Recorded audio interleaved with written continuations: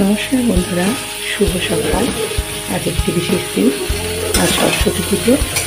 সরস্বতী পুজো সকলেরই একটি স্পেশাল খাবার খিচুড়ি। এই সরস্বতী পুজো পুজোটিতে আমরা সকলেই খিচুড়ি খেতে ভারী পছন্দ করি। তাই আজ বাড়িতে আমিও খিচুড়ি রান্না করছি। আপনারা কে কী রান্না করছেন আমাকে জানাবেন।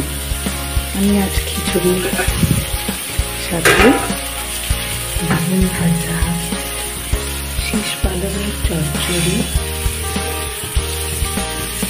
কুল আর টমেটোর চাটনি,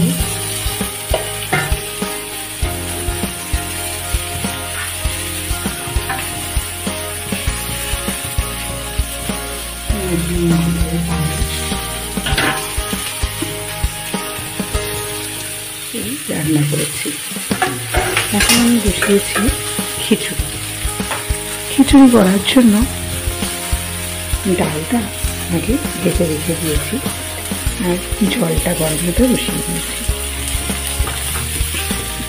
আর এখানে আলু ফুলকপিগুলো খুব ভালো করে ভেজে নিচ্ছি। আর সাথে কামিয়ে মতো চাল খুব ভালো করে ধুয়ে পরিষ্কার করে রেখেছি।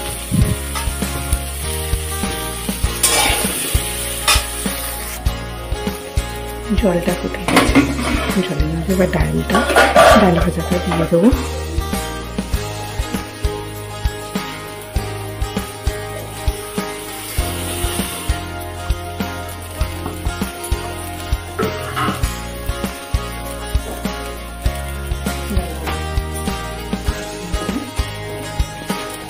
এদিকে আলু ফুলকপিটাও ভাজা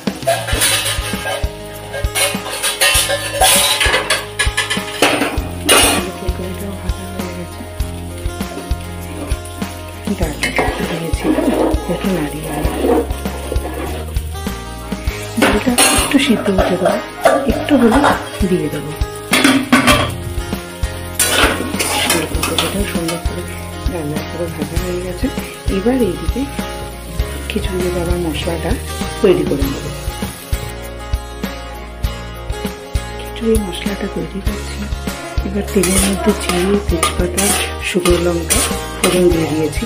ফোড়নটা একটু ভাজা হোক, ভাজা হয়ে গেলে টমেটোটা দিয়ে দেবো।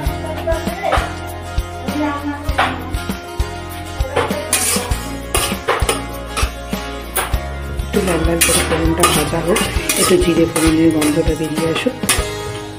দিয়ে এইবার বেশ কিছুটা টমেটো দিয়ে দেবো।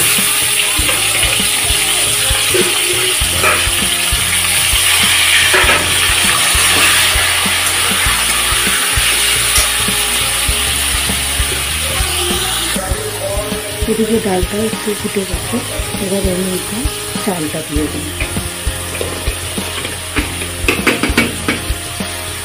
চালটা দিয়ে দেবো, সাথে দিয়ে দেবো কড়াইশুঁটিগুলো।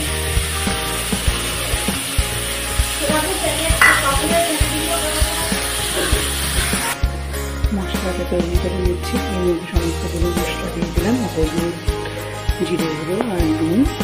আর এইবার দেবো এই আদা লঙ্কা পেস্ট দিয়ে দিলাম। এবার খুব করে ভালো করে এই মশলাটাকে কষিয়ে নেব যতক্ষণ তেল ছাড়ছে ততক্ষণ পর্যন্ত।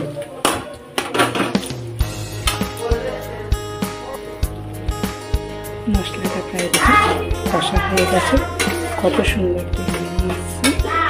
এবার এখানে মোটামুটি ডাল আর চাল সিদ্ধ হচ্ছে, তারা কিছুক্ষণ হবে।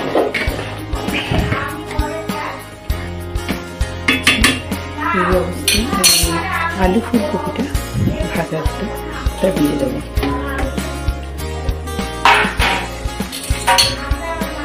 আলু ফুলকপিটা সিদ্ধ হওয়ার জন্য আলু আর ফুলকপিটা দিয়ে দেবো। এবার সিদ্ধ হোক, সিদ্ধ হয়ে গেলে এই কষানো মশলাটা মধ্যে দিয়ে দেবো। দিয়ে যে যেরকম মিষ্টি খান সেই রকম মিষ্টি দিতে হবে।